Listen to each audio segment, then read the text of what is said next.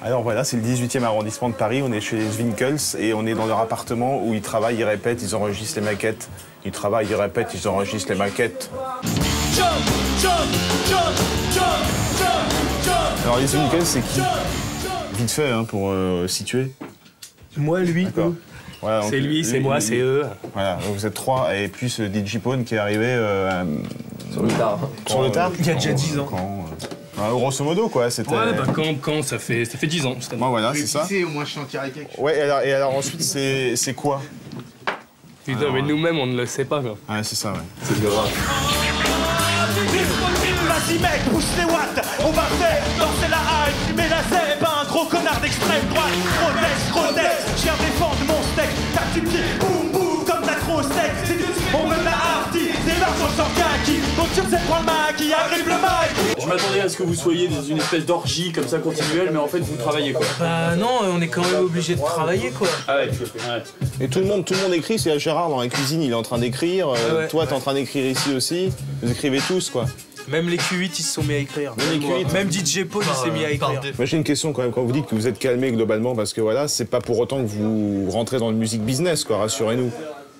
Bah non, mais t'es déjà dedans. Et comment ça s'est passé le passage de label atmosphérique qui est aussi une grosse maison de disques, indépendante, cela dit elle est indépendante. Tu touches un chèque, tu re-signes, tu touches un chèque et puis c'est... Eux, ils ont la chance de sortir en plus ce qu'ils voulaient. Ils ont jamais été, il n'y a jamais eu un DA qui est venu dire non, faut faire ci, faut faire ça. Donc qu'on soit signé sur un label ou pas. Si on peut ne pas être en indépendant, nous on dit oui quoi, parce que être en indépendant, ça voudrait dire qu'il faudrait s'occuper d'autre chose que de la musique. C'est le tag qui m'a amené au rap, c'est le rap qui m'a amené au rock et au funk. C'est le rap qui m'a fait réveiller le punk. Et même si j'ai le ventre en vrac, que je suis bouffé par le crack, j'ai besoin de raconter mes phrases, mouiller mes frusques et rentrer frac. On peut pas dire qu'on a des influences ou des références littéraires, tu vois, marquées. En théorie, quand tu fais du rap, t'es censé quand même jouer avec les sonorités. Qu'est-ce qui vous différencie Enfin, franchement, c'est quoi? C'est de l'autodérision qui manque peut-être dans le rap Ouais, bah ça, c'est sûr en tout cas qu'on n'a pas la même vie, tu vois, qu'un mec qui fait du rap traditionnel. Donc, bah voilà, nous on parle de ce qui nous concerne, hein, de notre façon d'être et de voir les choses. Quand on voit que les CIO donnent aux Chinois les chiots, on se dit que les droits d'homme sont pris pour des idiots. Et les mafiosos trinquent au Coca-Cola en se disant que plus de 2 milliards d'Asiates vont boire du soda dans 10 ans. Le conflit régional, c'est notre conflit dans le journal. Dans une chanson, vous dites ouais, on tombe toujours dans la beaufrie, vous n'êtes pas des beaufs. Enfin, il suffit de vous regarder 2 secondes. Sans hésitation, je vais dire Danter, Jean-Pierre. Vous êtes quand même pas stéréotype des beaufs.